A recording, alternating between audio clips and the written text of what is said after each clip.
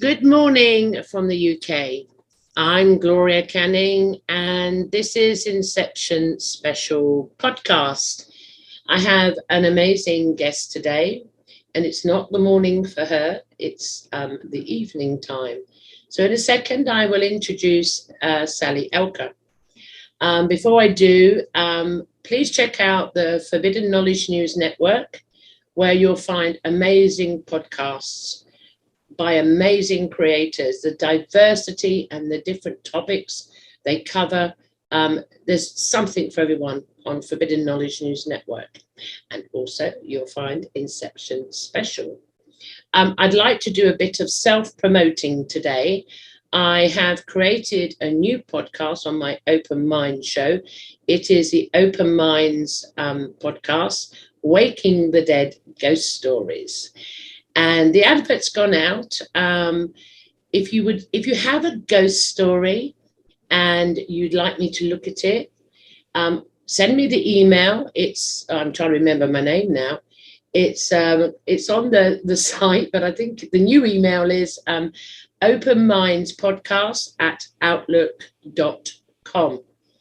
And I will look at the emails, and you possibly could be invited onto the new podcast. It will not be visual, it will be audio.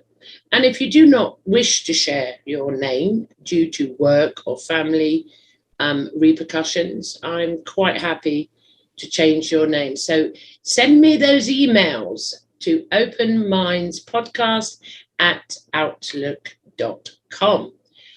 On that note, welcome Sally to Inception Special. I'm confused.com already. Welcome. Thank you for coming on the show. Thank you for having me. So, you know what I'm going to ask you.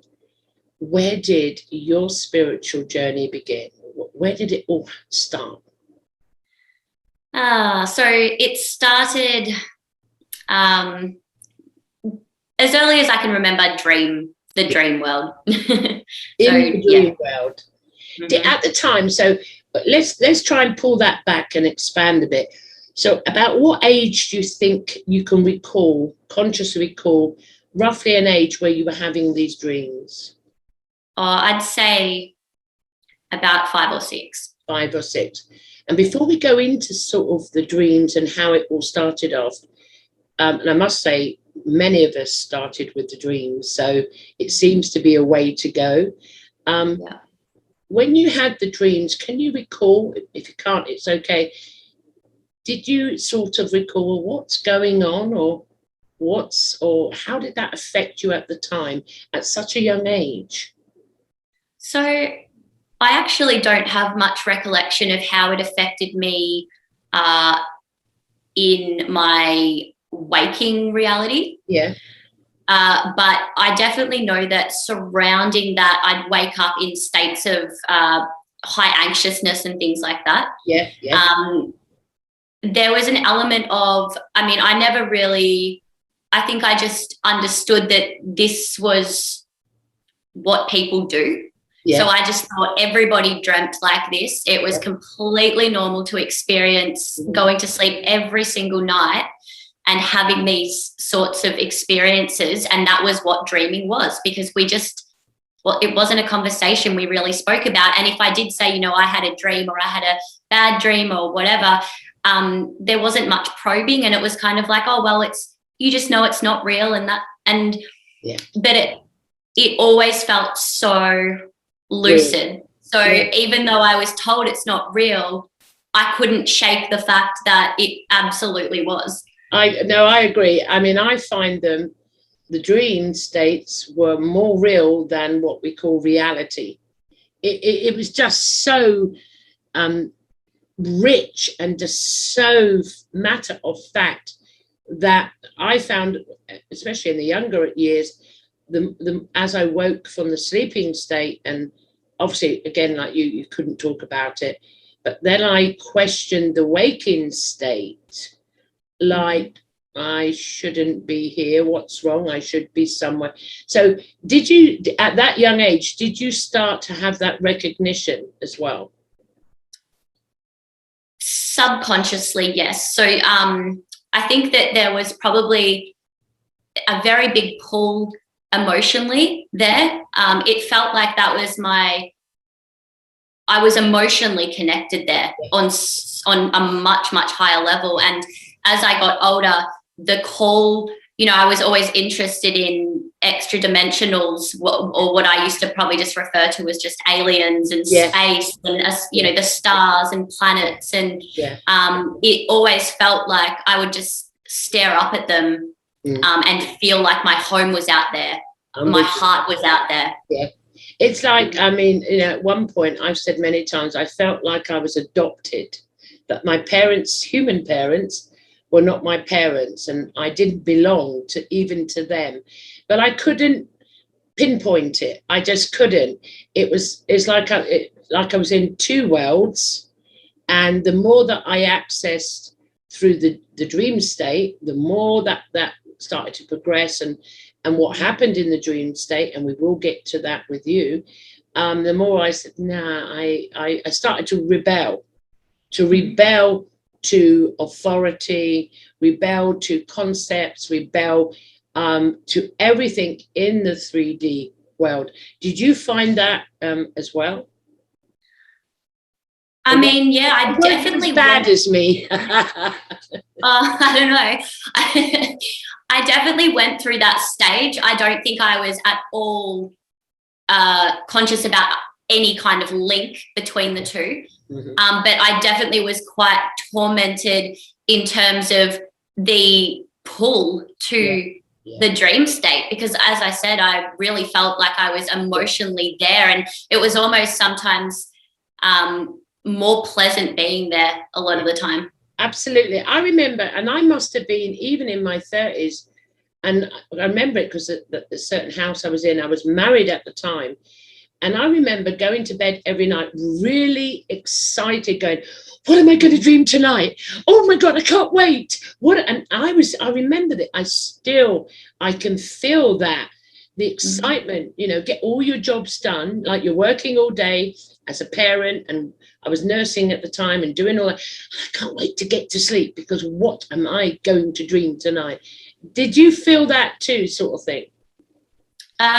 Not until I'd actually have gotten a lot older and have learnt to master those elements there and work out what's going on. I think earlier on it was actually a little bit more frightening. So they were so extreme, the experiences, and it was so lucid and real that and there was a lot of, you know, a lot of crazy stuff that went on there. So it did become a little bit scary at times. Yeah, I mean, obviously as a child it would. However, now, would you like to share one of the experiences, because we'll just stay there in childhood for the moment and then we'll move on. One of the experiences that really, really had an impact on you in the dream state, share. There was, and there still is, but the story has progressed, I suppose, as this world does.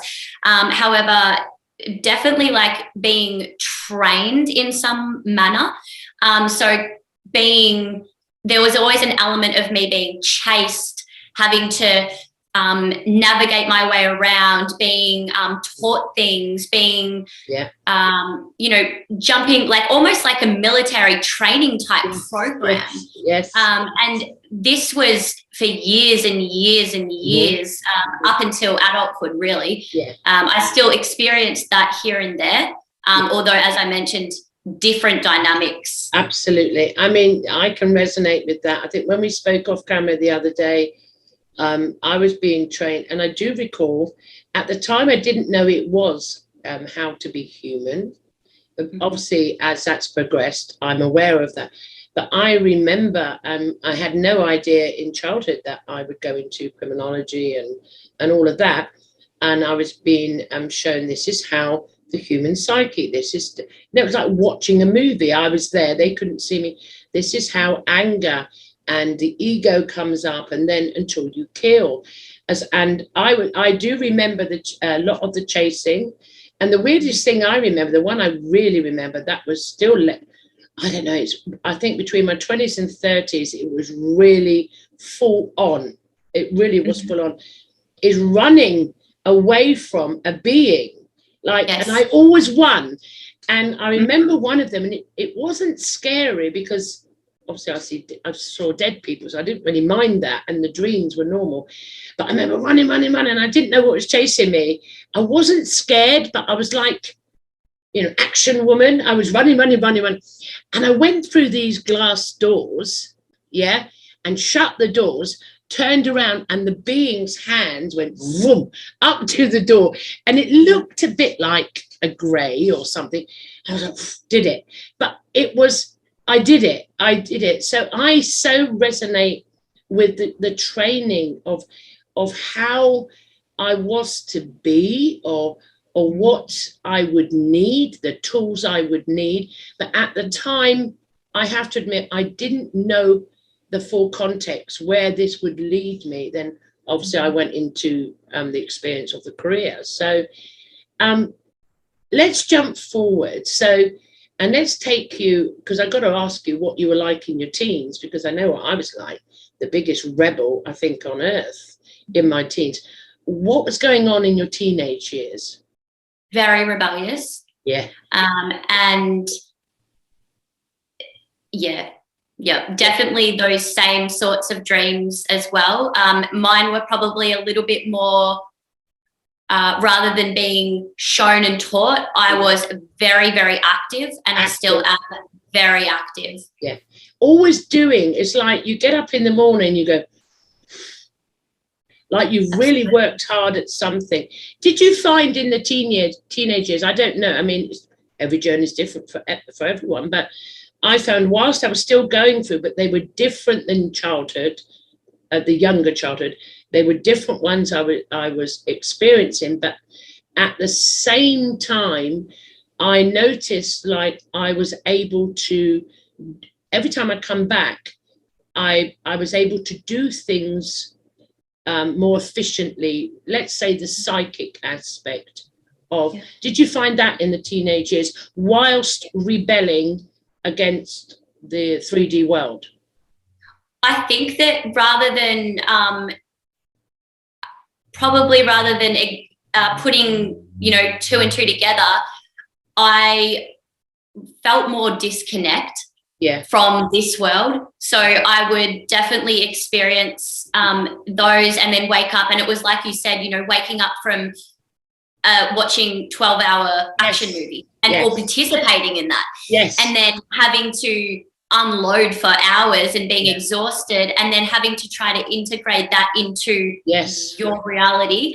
And then I think that pull, that heart pull of really like just yearning and feeling so different, feeling so alone, and on the outside fitting in, but then inside just being so disconnected. Absolutely.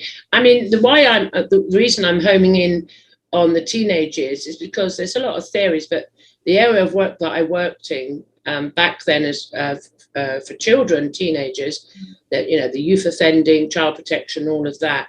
I know what I went through at the time. So you've got in the human, the Homo sapiens sapien, the physical aspect of the experience is the hormonal aspect.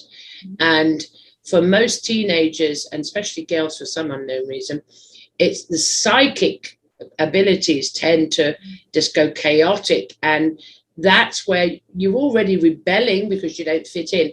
But because so if we say hormonal, that's still energy, that's a process. And that it seemed to me now in hindsight, not to be like a normal human being, that the dream world and the experiences enhance to counteract the hormonal. Does that make sense? It's very hard to explain this stuff. It does. And I think as well,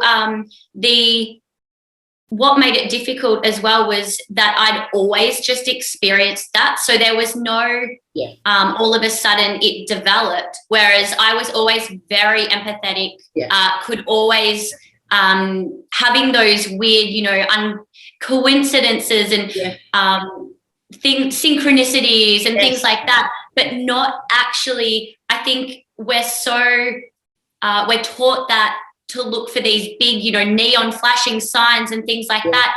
And yet the experiences were so subtle. Yes. That I just bypassed it, and it was just part of me and my normal being. Yeah. So I just thought that I was strange. Yeah, I mean, there's also experience we hold on the teenage years that I think there's a recognition in many that you come to some innate understanding through an introspection, because you have to, that I'm different. I'm different. I think in my teenage years, more than, I mean, I'd spent since childhood what you call seeing dead people, and it was just normal. And that's, you know, why I got diagnosed with schizophrenia, because I was telling everyone, oh, there's a dead person, and you know, I was seeing murders and blah, blah, blah. But I think in my teenage years, I became self-conscious that I was so different to everybody. And I couldn't relate to others, how they perceived this 3D world. I couldn't grasp it. And that alienated me more. I mean, I was bullied at school. I was bullied everywhere because I just didn't want to do girly things, if that makes sense, or what I was told. Like when I went to school, because I'm slightly older than you, it was an all-girls school, and you had to sew, and you had to serve dinner like this. It was like telling you how a woman should behave in society. And I'm like, fuck off, no. You know, I'm an artist. I was a wild artist, even as a teenager, painting all this abstract, wild art, you know. So I think, you know, for anyone in the audience that may resonate with this, I do hope it helps. For some, it can be really traumatic. It wasn't too much for me because seeing the dead people and having the experiences, I didn't have any fear. However, I'm going to add, the guys know who watched the shows, in 1986-7 is when I realized, I thought it was all dead people, that some of them were greys, some of them. And that was the only time I broke. It was a realization. I wasn't just seeing dead people. I didn't belong here, but I was seeing these dimensional beings. And I saw that realization came into play when I saw the cover of Whitley Strieber's book. And it shattered me for a short period of time. So I do understand how there can be scary times, but that was my moment, and I had to rebuild a new paradigm, and my reality shifted that way. So I've mentioned that, my personal experience. Was there a point for you on a personal experience where something changed it and moved your path in another direction? Yeah, so I would say that, and just a couple of years ago, I really delved into the Law of One raw material. Yeah. And I think it was I really put it down to realizing the self-love aspect. Yeah. And the oneness, that everything is just one. And once I really grasped, it wasn't that material really taught me anything I didn't know already. It was like I was actually reading something. When I read the material, it was like I was reading, I'd already known it my whole life and I knew it. Yeah. But having it there and not just reading, you know, off a website or something, and having it there and being able to tie everything, all of my knowings into one thing and have so much confirmation, really just completely blew everything out of the water. Yeah. I think as well, delving into energy work.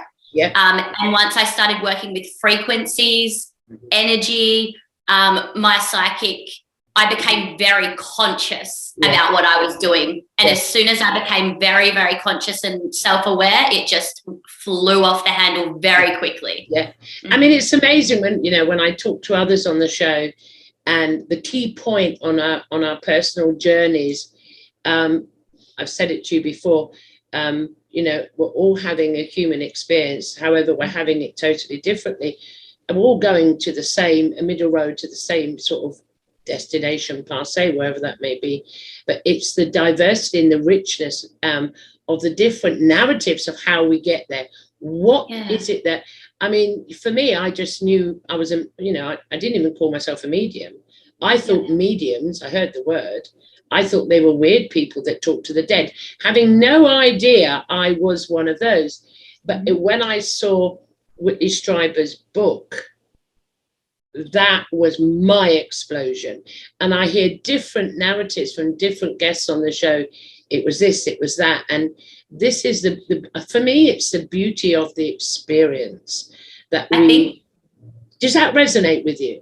Yeah, I was going to say, I think that I beat myself up a lot thinking it was me, that I was really just weird and strange, and my mind was a complete mess, and that I was really different. I thought differently, and I just couldn't. I put so much pressure on myself, and it really lowered my self-esteem, brought me down.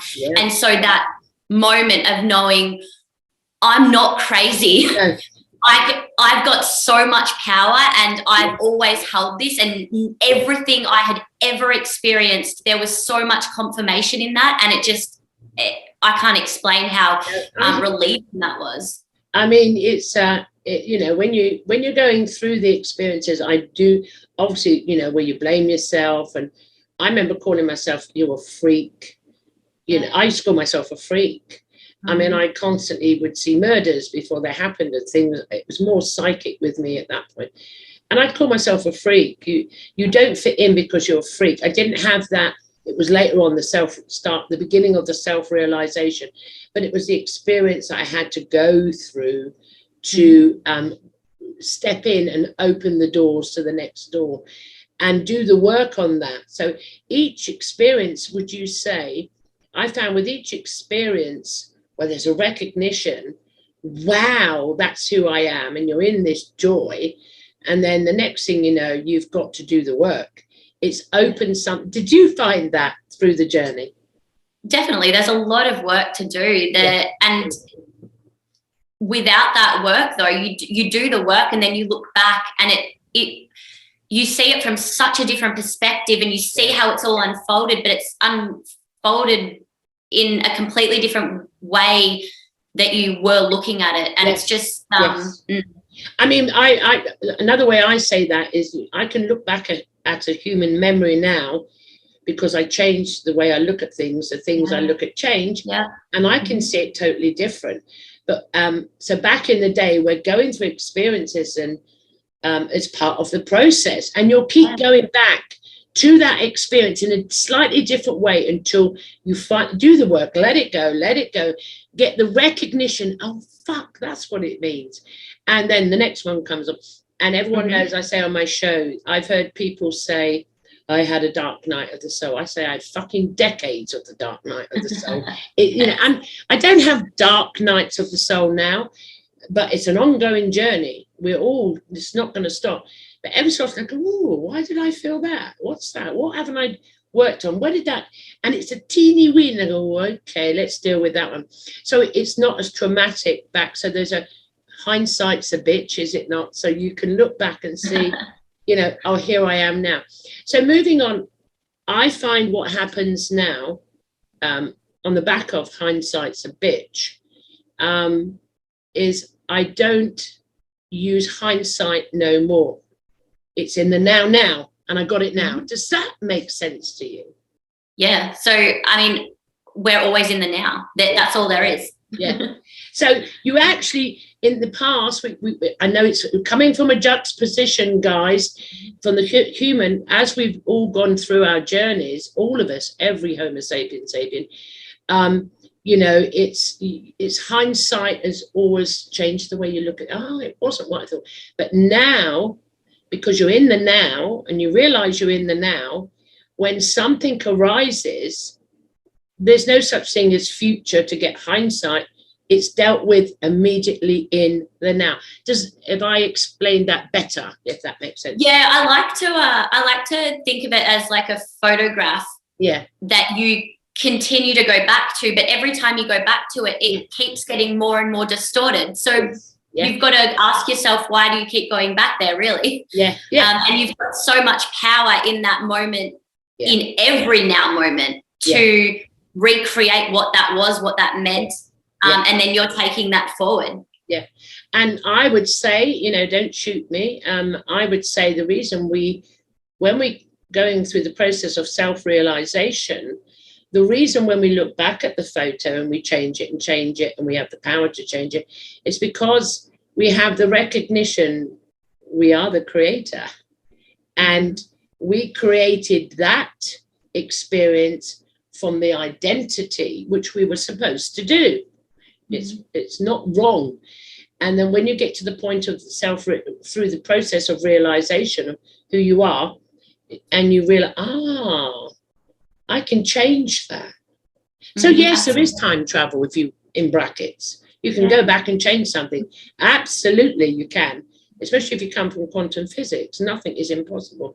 Does that resonate with you? How as creator beings? Oh yeah, definitely. And I think as well, going back to that, you know, dark night concept, I think that we need to go to those places to reflect back within ourselves. And we need to, for example, as an empath, you have to experience those emotions to be able to relate and help not just yourself, but other people in future. What I've found is my experiences now make it so accessible for me to relate and empathize with so many people on so many different levels because I've had those experiences. Yes, I agree. I mean, I love, I'm going to plagiarize Chris Matthew now.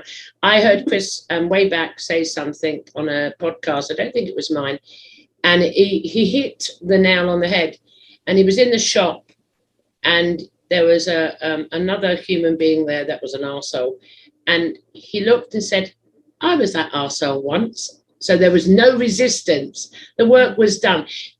So what happens is, for those that are interested, when you go through this process, we normally judge, you know, if you're in a queue and, you know, someone's in front of you and they want all their shopping added up again because they think, you know, and normally in the past, in your human experience, you say, what the fuck is going on? Get the manager up and dump your shopping and leave, because you're judging them. And you have no innate understanding. They are a reflection of you. Why it's not them, it's you. Why am I getting annoyed with the being? But through the process of self-realization, that shifts. And that's when Chris, when he mentioned, he looked at this guy and said, God, I was that arsehole once. So it dissipates. So you have this empathy, as you stated, for another being. So you're non-biased, non-judging. And I think for me, that is it's a beautiful freedom to carry. Is it not? I was about to say freedom. That's exactly what it is. And once you realize the freedom behind it, it becomes almost a game. You want to heal as much as you can, because you just realize how freeing it is. Yeah, it is a freedom. I mean, that's just one of the freedoms you experience. But to be able to stand there and listen to someone, normally I laugh a lot. You know me, I just, you know, it's all a game to me. So, and I hear them going on. And you know, I laugh to myself thinking, do you know what? Go back a few decades, I would have face planted you. I would have been arrested. And that, you know, is, I call valuing the self. This is what I want to bring in now. The more that we do the work, because all Homo sapiens, unless they've come to experience being narcissistic, egotistic, and that's what they chose to experience. But apart from them lot and the psychopathic lot and serial killers and all that, but the majority, because there's not too many of them, believe it or not, have, you know, we all go through this process. It is a process where we're all arseholes, we're all egotistic, we're all through the identity. But the process on the other side, as you come through, the freedom comes out. What that does is touches upon what every woo-woo spiritual person tells you. You must love yourself, and you go, fuck off, I'm this, I'm that, and it doesn't resonate. But they only ever say, you must love yourself. Look in the mirror and love yourself. Fuck that. I tried it years ago. It didn't work. Because they don't give the tools to how to love yourself. But it's, for me, I've changed the terminology, and I don't call it love thyself, because the word love is not really what we've spoke about previously, this experience. I say now, learn to value your true self. Value, don't devalue you. And the more that you have these, what we call freedoms, you value the self more. Even if you're still in your identity, you start to do the work. You value who you are, even as a Homo sapiens sapien. Does that resonate with you? Yeah, definitely. Going through those experiences used to feel so dark and resisting, and now it's much lighter, and it does get dark, so to speak, but there's no resistance. There's almost like a knowing that I'm going to come out the other side so much stronger and have learned so much more. But there's also the aspect of, I think, seeing when you value yourself so much, you can't help but value others as well, because you see them and you know they're just a reflection, and you know the growth that you're going to get through every interaction. Yeah, absolutely. I mean, and then if you talk about another part of the tools, for anyone in the audience is really interested in this, is, well, how do I get into that state where I start to value myself? And throw out the word love yourself, because it's been tarnished, okay?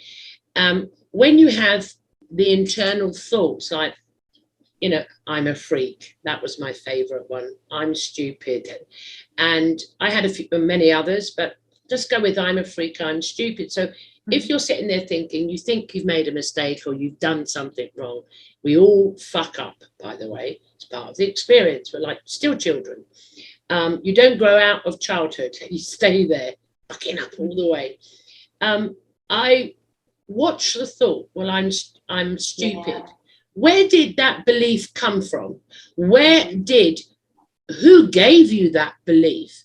And half the time, depends which generation you're in, you go, well, my mother called me it, my teacher called me it, my community called me it because I didn't conform. And then you start to deconstruct the human experience. Well, that wasn't my belief. And in fact, I was told it so many times, I believed it. For me, that's a door that opens. How does that work with you? I think that works. Yeah, I definitely experienced that. I think something that really helped me was, so I'm a big nerd. I love to study. I've been studying in depth just for my own, for a long time, and understanding that everything is vibration. We're in a vibrational frequency. Everything's a vibrational frequency. And when you understand the impact of those words and those thoughts and what that can do. Yeah. I mean, I got lost there. I was so listening to you and connecting with you. Sorry, I didn't jump in. This feeling, how can I put it? We'll go into the vibrational part. I would say for anyone in the audience, because I'm really trying to make this show, because of the type of being you are, as informative and inspiring to anyone who watches this. So now we've hit the vibration, okay? This vibration, I would say how to recognize it, and then please give your interpretation, because not one glove fits all. So when you get the experience of I'm stupid, I'm a freak, you feel in your body this low, you don't like the energy, and it's normally in your tummy area, guys. You don't need to know about your solar plexus. Just know you're feeling it in your tummy, okay? We're starting from basics. And you don't like it. And then I would say when I teach, I say, stay in that energy, just stay there. Because normally you will suppress it, you try to push it away, you'll try to block it. And for me, that energy is, when you feel that, what you call negative energy, fear, when you feel that, It's the suppressing or running away or distraction from it, or have a mind conversation. I'm a freak. No, I'm not. I'm a freak. And it just feeds the loop. I say, stay there. I'm with you. Stay there. What's going to happen? And I can't do it. Yes, you get stay there.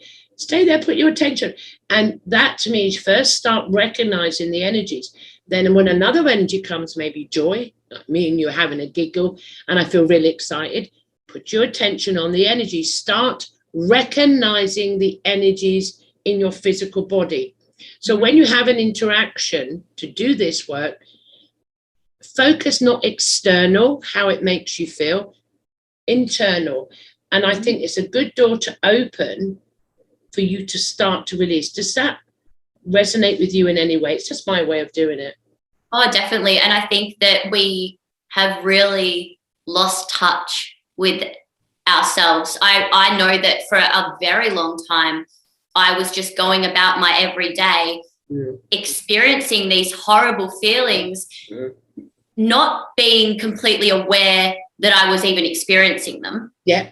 And then when I was, completely just pushing it to the side. Yeah. And, if I did have a thought like that, again, like not sitting in it, just going, trying to fight it and saying, well, okay, well, I want to get rid of this. Okay, well, then I'm not stupid, I guess. And then just pushing it again to the side. Yeah. And then not even believing that. So you're not dealing with it. No.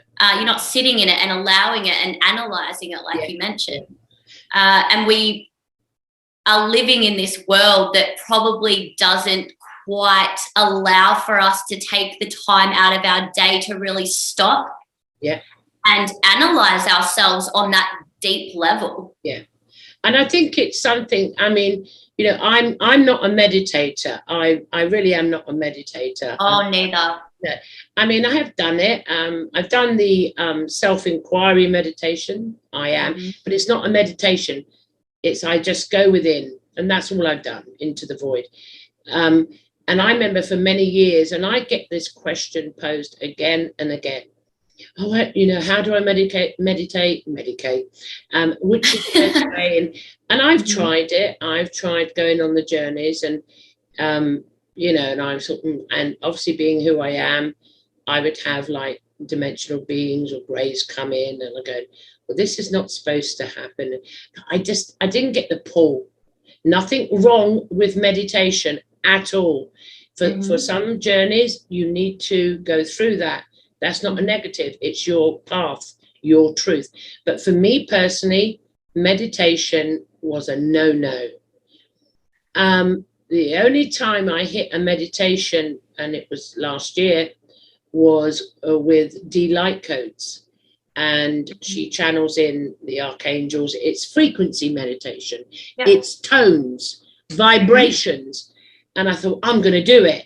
Even though I hate meditation. And to me, that was not a meditation. And boom, it just exploded. So anyone in the audience, if you can't get into meditation, the reason I'm raising this experience is don't worry about it. It's perfect. Well, that was something that I never understood. Why can't I meditate? And I can't see the same way when I close my eyes, the way that other people would explain what they saw. Yeah. And I just could not sit still, and I didn't get it. It was like I can't meditate. No. And the one thing that unlocked, or a couple of things, transcendental meditation. Yeah. So there just being no sort of rigid structure that I had to work through, and having that freedom to just let my mind go where it wanted to go. And also working, as you mentioned, working with frequencies. As soon as I started just putting on, I would go on YouTube and Google some frequencies and listen. I used to do that. To do that. And as soon as I did that, every single time, and that to me was meditation. I just, the experiences that came after that were abundant. And as I said, guys, there's nothing wrong with meditation. It's one glove doesn't fit all through the process of self-realization. And guys, you would notice I'm not calling it the awakening, because that's been tarnished now by the woo-woos. And it's never been an awakening because consciousness does not sleep. We're now in an era now on a new timeline. It's a process of self-realization. No one's fully there.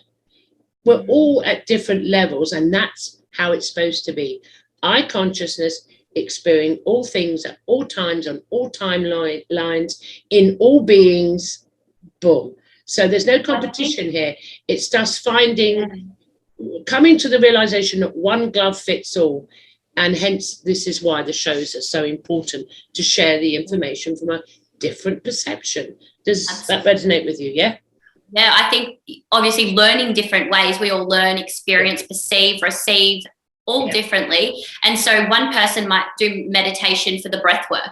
Yeah. Somebody else might be doing it for the audio stimulation. Somebody else might be doing it for the vibrational aspect. Somebody else might be doing it for the visuals that they receive. So it's all so diverse. It is. I mean, I've got to say, I do remember one aspect of it, but I had it, this has always been with me since childhood. And that's why I couldn't hit the guides and all the others, because even as a child, and I studied comparative religions, I went in and practiced quite a few of them to see if that was the truth, as you do. And I came up with the same thing. I don't need a priest. I don't need this to source. And as a child, and obviously in this country, it's a Christian religion, to start off with, well then, if this God created me and breathed it, I am of that. So I don't need to go to a prophet, even Jesus. I don't need to go to a vicar and say, you know, or I wasn't a Catholic, or confess myself. And then I tried all the other ones and I kept saying, I can't resonate. I don't need an intermediary to get me somewhere, because I had that all the way through. And then when it come into, you know, you dive into this meditation, and you've got chakras, and all these people are saying, and I kept saying, it reminds me of religion. If I don't do this, I'm not going to get it. And I said, well, it reminds me of, you know, the Abrahamic religions. If I don't do this, I'm not getting into heaven.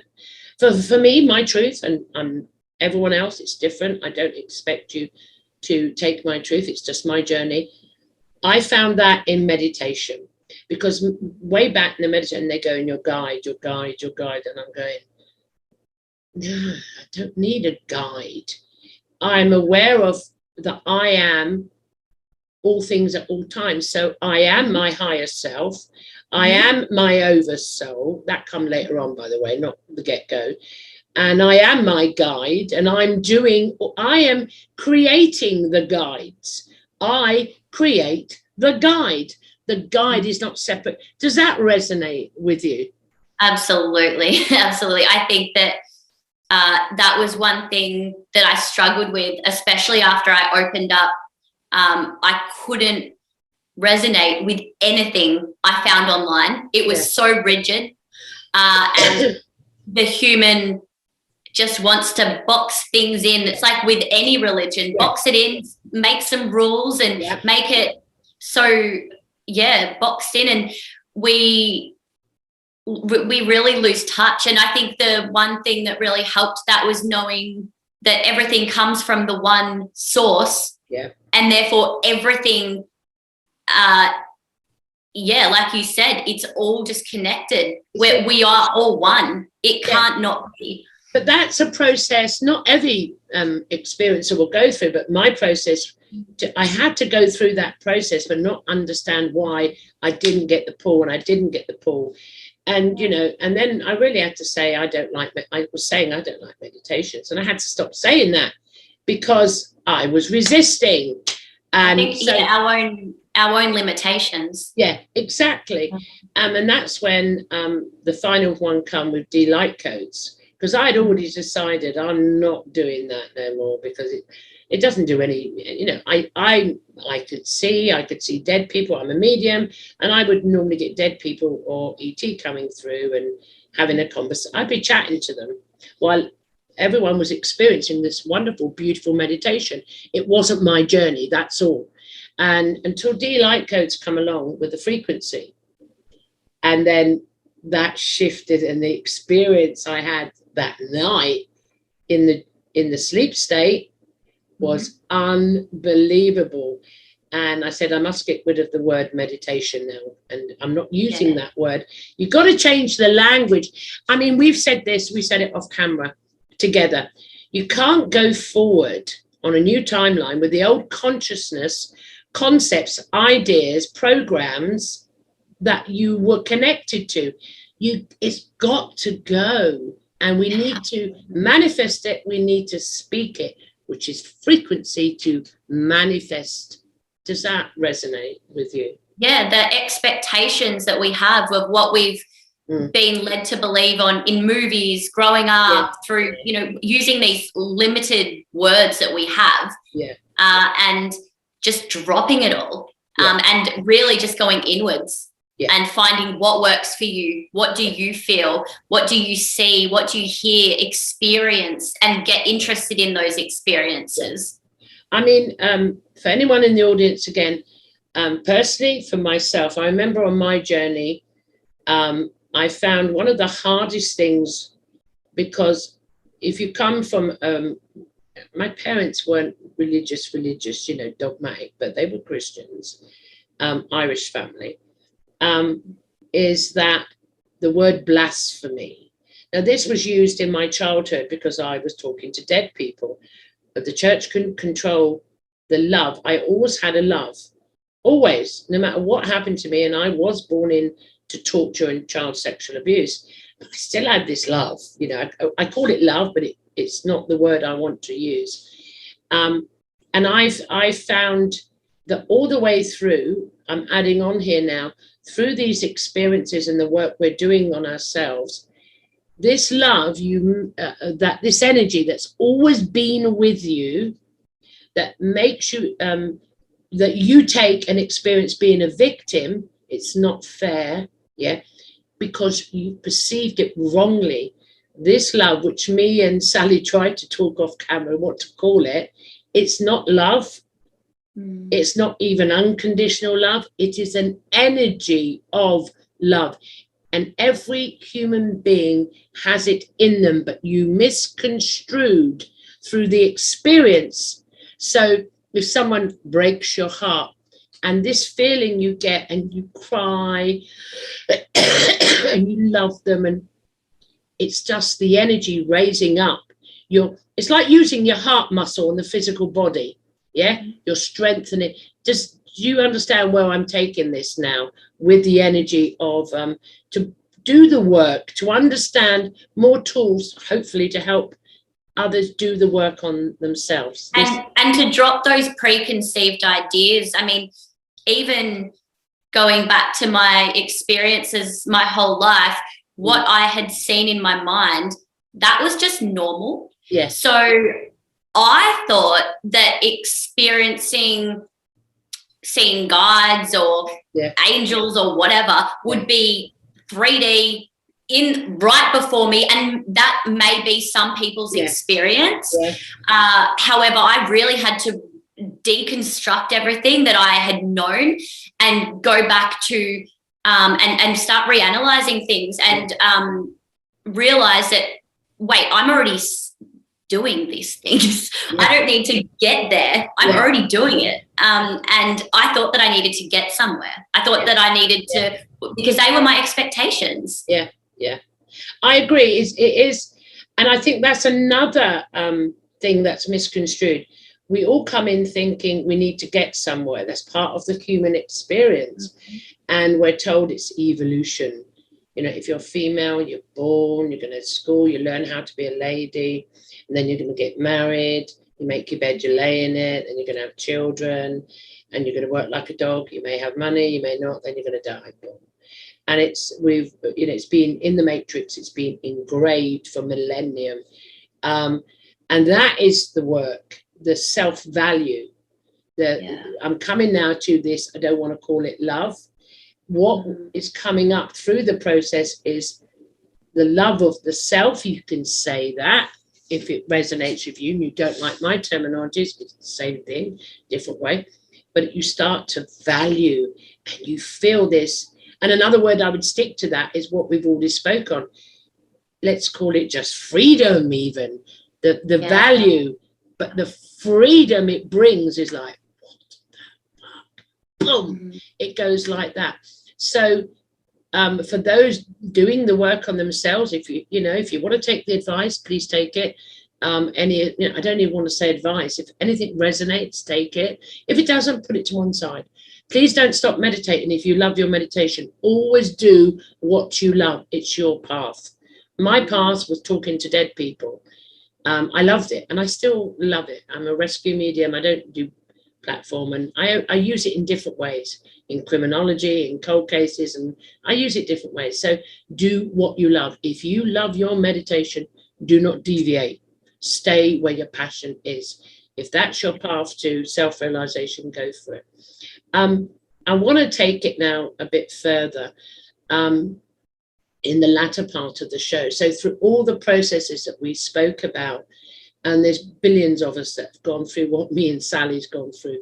We are not the only ones, because consciousness comes into self-realization. Remember, it's all consciousness. So it's just coming at different frequencies, different experiences. What did that do for you? Where did these expansive moments of self-realization, because they do come in increments, where did it take you? And basically, I'm asking you, what is it that you do now? What do you do? Oh. Yeah. I mean, that's a question that I still ask myself. What, and I like to, going back to just what you touched on is, doing what you love. Yeah. I honestly just do what I love. I do what ignites my soul. If it feels good, I do it. Yes. If it doesn't feel good, I don't do it. I work when I want to work. I tap into source when I feel that in my soul. Yeah. Yeah. I love to work with these energies. I love to speak to them. I love to play with them. I love to experience them on all these different levels and push myself and inquire. Yes. And I love to learn. So I continue to learn as well. I'm hungry for that information. It is a hunger. Yeah. I also use some in the groups I run. I say, be curious. Yeah. Be curious, be nosy, be a detective. I love criminology. That was my career. Be a detective.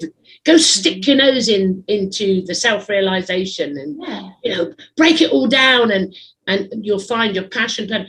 I mean, and then, I'm saying what comes next. I'm saying, I'm going to give you an example. You're constantly daily, when you're in self-realization, creating in the now. As soon as you are there, it goes boom, boom, boom, and it's created. As what in the past experiences, it would take a period of time, because people would say, listen to this, right, you want to do manifestation, you have to wait till the universe does this and does that and does this. And it's part of the process. At that time on that journey, it was right and correct. But let me give you an example. Yesterday morning, this joy, I call it joy, whatever. I'm laughing, I'm smiling, I'm like happy, free. And then all of a sudden it come in, I'm going to do a ghost podcast. Next thing I know, within 24 hours, it's another person comes in and creates all the logo, everything comes in. I've got the page, I've got this, I've got that. And all the adverts went out today, boom. Not even within, 24 hours. And I sit back and go, fuck, what did that moved? It happens constantly in the now. And it's recognizing what you've touched upon is really important. Recognizing doing what you love to do. What excites you? What is your passion? In the beginning, and I've had this too, it doesn't work so quick, it seems. But that's just a belief system. However, it's a process of self-realization. Does that resonate with you? Like, that's what I do, whatever. Yeah, because I look back to where I've come, and everything played a role. Yeah. Everything did. And, you know, even relevance. doing some, at the very beginning, getting into like accidentally stumbling upon energy, making an energy ball by accident. And that excited me. Yeah. And then that took me to another place because I was researching that, and then I fell upon other things. And it's the journey. It's the journey that's exciting, because it's not there's no end goal. No. We're infinite. So in that aspect, it really isn't, we're not working towards anything except a greater sense of that love and self-value. Yeah, I'm with you. I mean, I see it now. There's many ways you can narrate this. I mean, I am creating all of this. I mean, with the podcast, the day before, this is how quick. My daughter and my son-in-law said, New Year, you need to watch this. You'll love it. It's fascinating. And I watched it. I got hooked. And it was, it's about ghost stories and UFOs and whatever.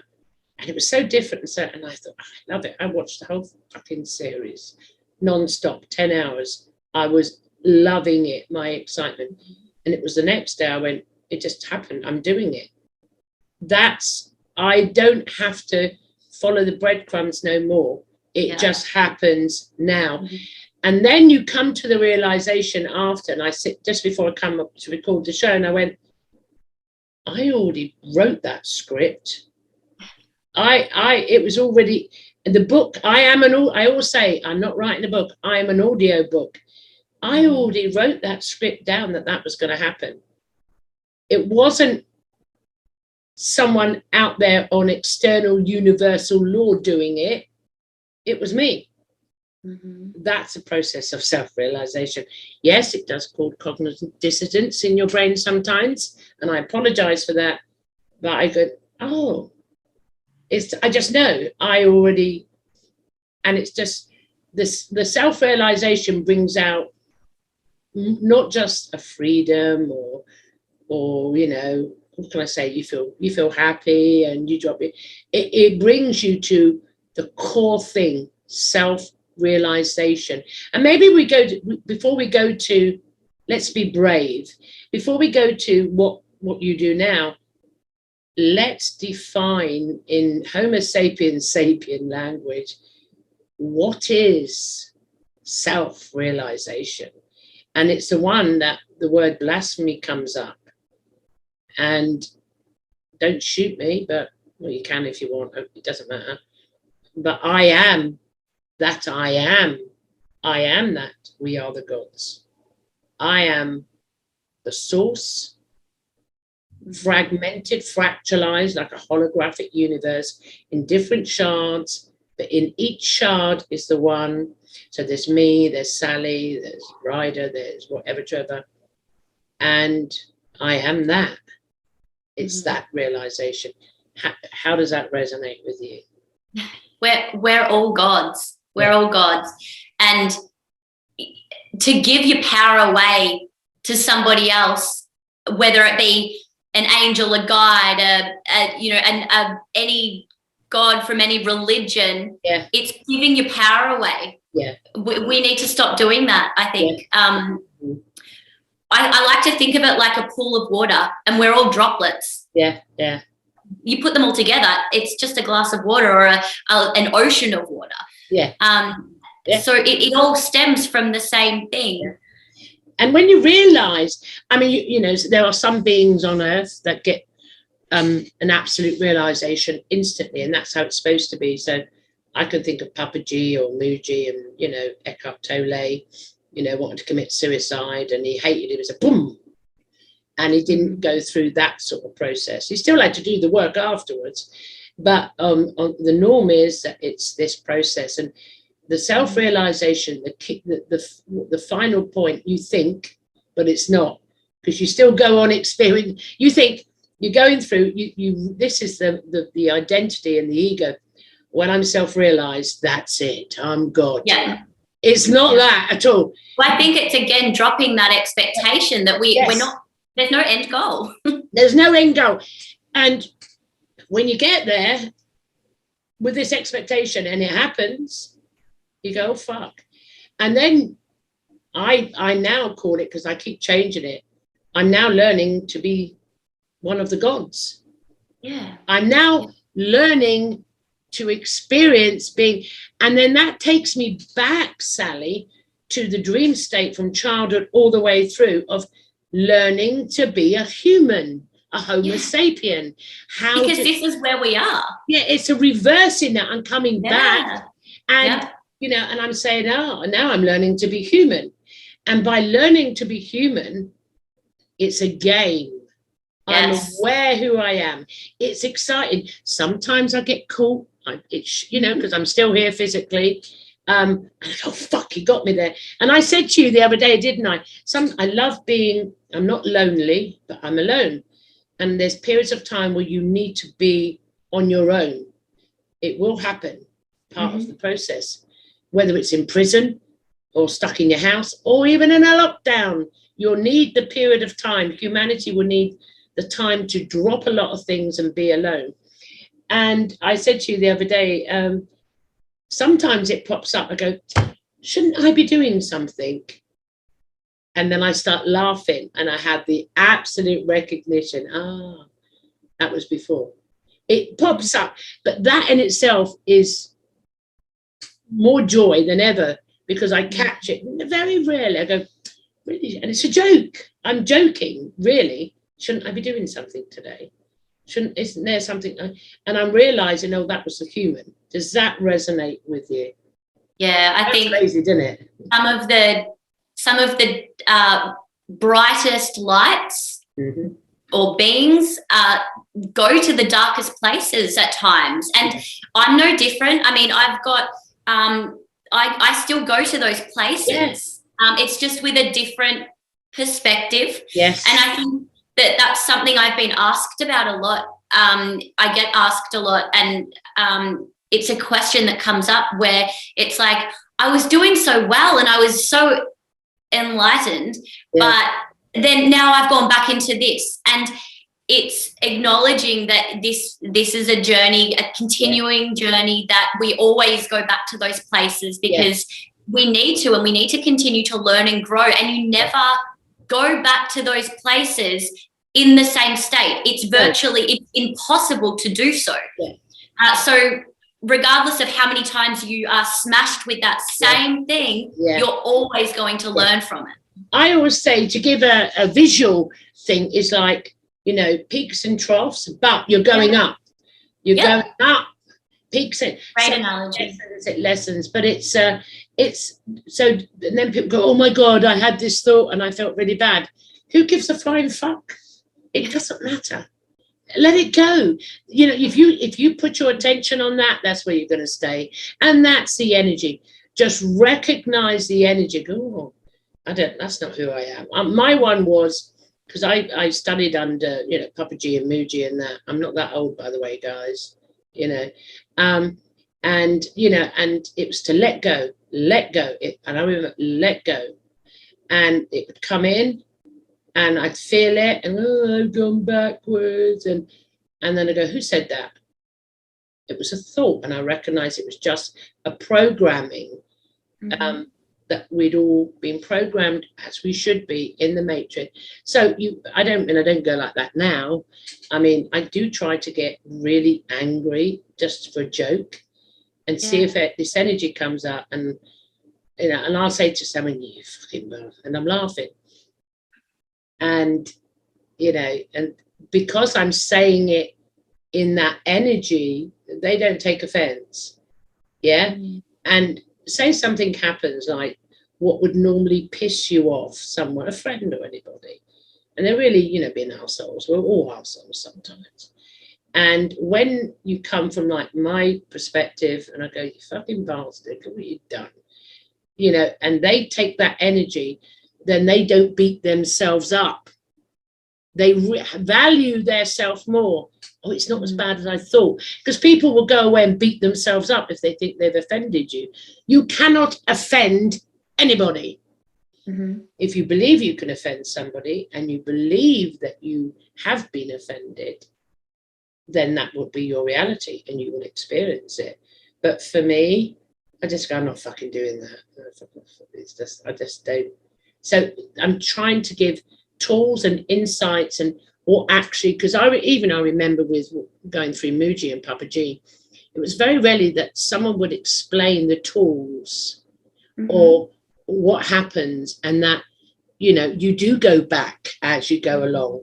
You do encounter it again until maybe it's never totally dealt with. We're still human, and what I am at the moment in the body. Does that resonate with you, Sally? Yeah, absolutely. I mean, even myself, it's very rarely that I will post about the dark times. No.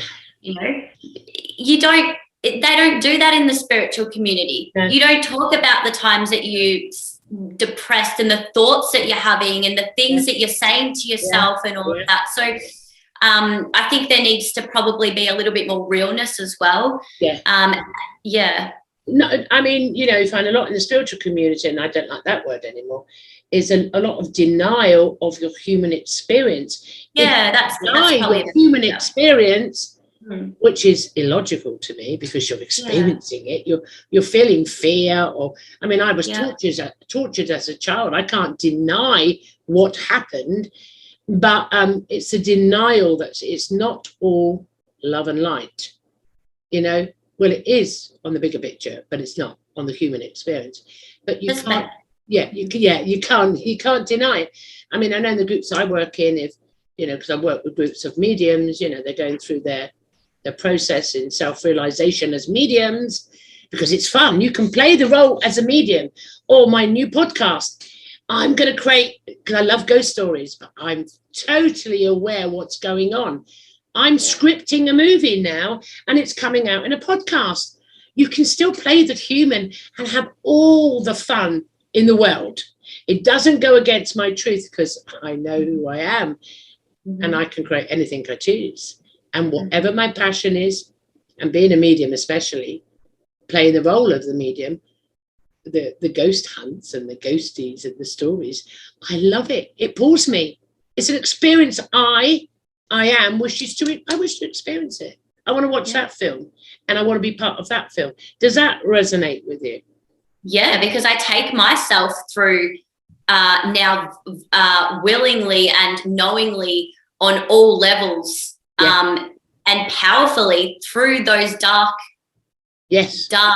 times. And I enjoy it because I know that it's beneficial to my growth. Yes. And I let it be. I don't resist it anymore.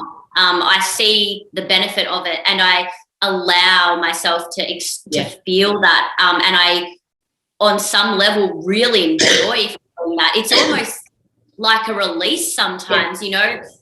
I'll hold it in, and then to just let it go and be so angry. But it's, or be so, have those human experiences, and it can be so valuable if you are able to integrate that self-worth, that self-value, and really have that love for yourself and see where it's going to take you, rather than looking at it from a resistant standpoint where you're rejecting it from yourself.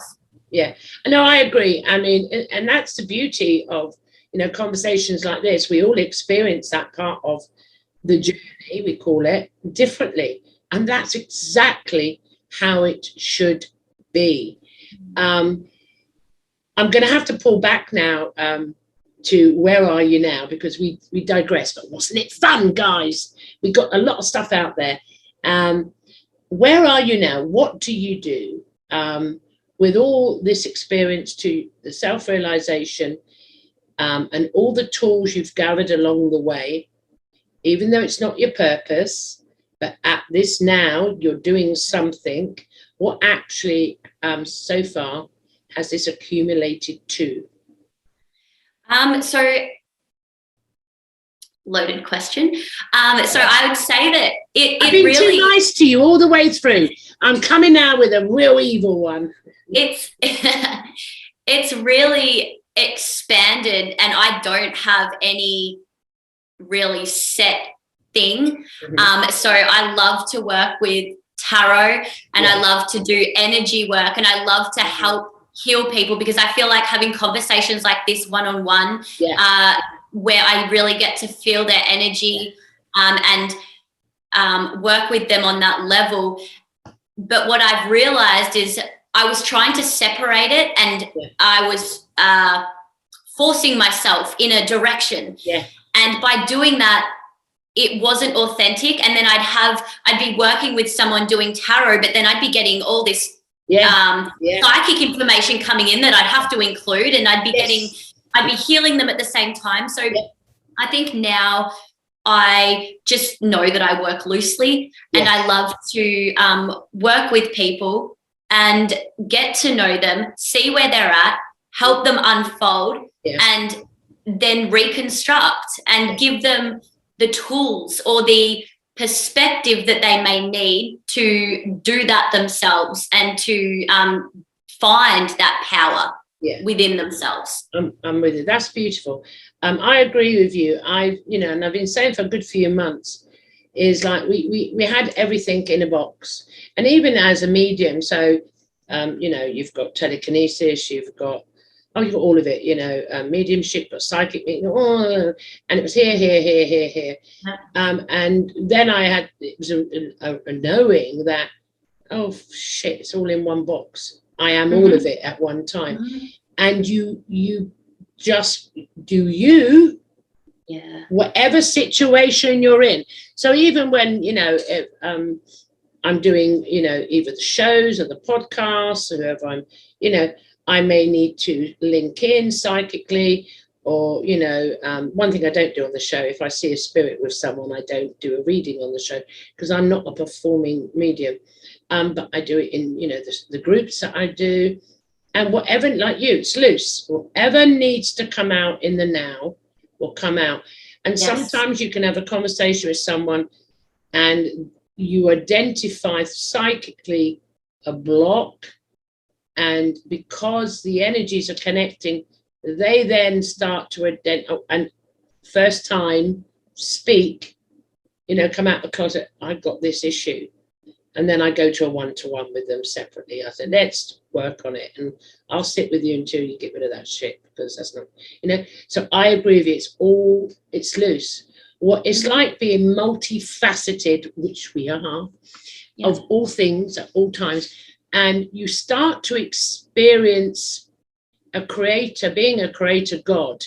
You start to utilize, let's say, the tools you have, and the Homo sapiens sapien experience is one tool for one thing, but in this timeline, you don't even have to think it. It's like, like if you're walking, guys, you don't go right leg move, left leg move. You don't do it, do you?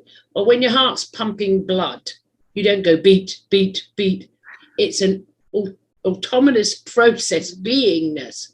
And what happens is it's the same with the tools. It just automatically, spontaneously, when needed, you'll just do it. You don't even have a conscious thought, I'm going to do this.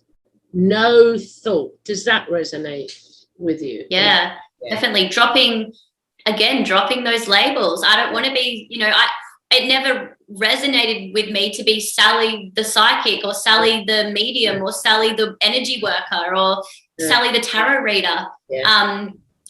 And so I just want to be Sally. And if you resonate with my energy, then I'm just Gloria. That's who I am. I don't need a title. If I want a title, I'll go get a title. If it resonates with me, I'm going to get myself a title. But I'm not really interested. It doesn't mean I've never wanted a title. I'm sure I did at some point. I've gone through the title experience, and I'm just me. More likely one of the biggest arsenals still in existence, fucking up all the time as I go along my journey. But you know what? One experience I had, I can't even describe it, but it was a knowing, an innate, and it was very, very simple. And they said it. Now let's say they said, let's just stay there for the audience. It doesn't matter if it matters.